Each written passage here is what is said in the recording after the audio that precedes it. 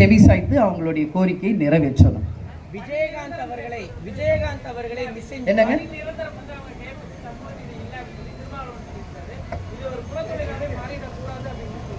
இல்லை, குலத்தொழிலாக மாறக்கூடாது. அதில் எங்களுக்கு மாற்று கருத்தே கிடையாது. அவங்க அப்பா அம்மா அந்த வேலை செஞ்சால் பசங்களும் அந்த வேலை தான் செய்யணும்னு அவசியமே கிடையாது. அவங்கெல்லாம் நாளைக்கு நல்லா படித்து டாக்டர்ஸா, கலெக்டரா, ஐபிஎஸ்ஸா, இன்னும் பெரிய பெரிய ஜாபுக்கு வரணுன்றது தான் எங்களுடைய எண்ணம், ஆசீர்வாதம். இப்போ கூட ஏன் எல்லாருக்கும் கல்வி உதவி தரும்? எல்லாரும் படித்து அவங்க சொந்த காலில் நிற்கணும், வாழ்க்கையில் முன்னேறணும். பட் அவங்களுடைய கோரிக்கை இன்னைக்கு ஆல்ரெடி அந்த வேலை பார்த்துக்கிட்டு இருக்கிறவங்களுக்கு நிரந்தரமாக எங்களுக்கு பணி கொடுங்கன்னு தான் அவங்க கேட்குறாங்க. அதே மாதிரி பழைய அந்த ஊதியத்தை கொடுங்கன்னு கேட்குறாங்க. இன்னைக்கு கவர்மெண்ட் எவ்வளோ வரி வசூல் செய்கிறோம், இன்னைக்கு அத்தனை வரிகளும் இன்னைக்கு உயர்ந்து போயிருக்கிறது. ஏன் அவங்களுக்கு கொடுத்தா என்ன குறைஞ்சு போகுது கவர்மெண்ட்? அதனால் நிச்சயம் அவங்களுடைய கோரிக்கைக்கு நம்மளுடைய தமிழக அரசு செவிசாய்க்க வேண்டும் என்று கேட்டுக்கொள்கிறேன். விஜயகாந்த் அவர்களை மிஸ் செஞ்சிட்டோம், விஜய் அவர்களை மிஸ் செய்யக்கூடாது அப்படின்ற ரீதியில் விஜயுடைய தொண்டர்கள் தொடர்ச்சியாக வந்து ரீல்ஸ் போடுவது, அது தொடர்பான செய்திகளை போடுவதுன்னு தொடர்ச்சியாக தாவேகா 2வது மாநாடை முன்னிறுத்தி போட்டுக்கிட்டு இருக்கிறாங்க. நீங்கள் இதை எப்படி பார்க்குறீங்க? உங்களுடைய கணவர் விஜயகாந்த் அவர்களை முன்னிலைப்படுத்தி விஜய் வளருவதா நீங்கள் நினைக்கிறீங்களா? இல்லை, கேப்டனும் எஸ்ஏசி அவர்களும் 17 படங்கள் ஒன்றா நடிச்சிருக்காங்க அவர் டைரக்ஷனில்.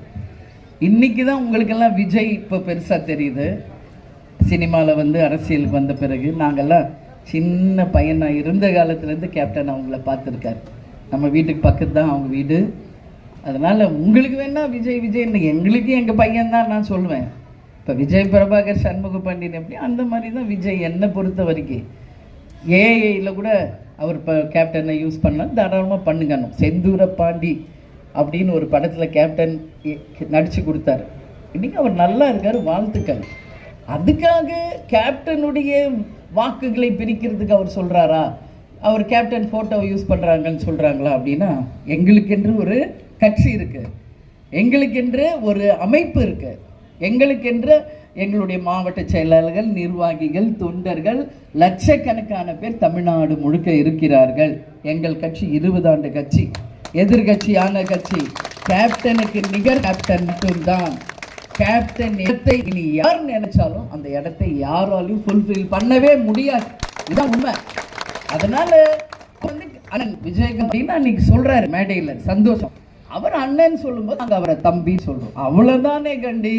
அதுக்காக எங்க வாக்குகளை அவர் எடுக்கிறாருன்னா அதெல்லாம் மக்களும் ஏத்துக்க மாட்டாங்க, எங்க கழகத்தில் இருக்கிற யாருமே அதை வந்து பொருட்படுத்த மாட்டாங்க. ஏன்னா கேப்டன் வந்து நடிகராக எவ்வளோ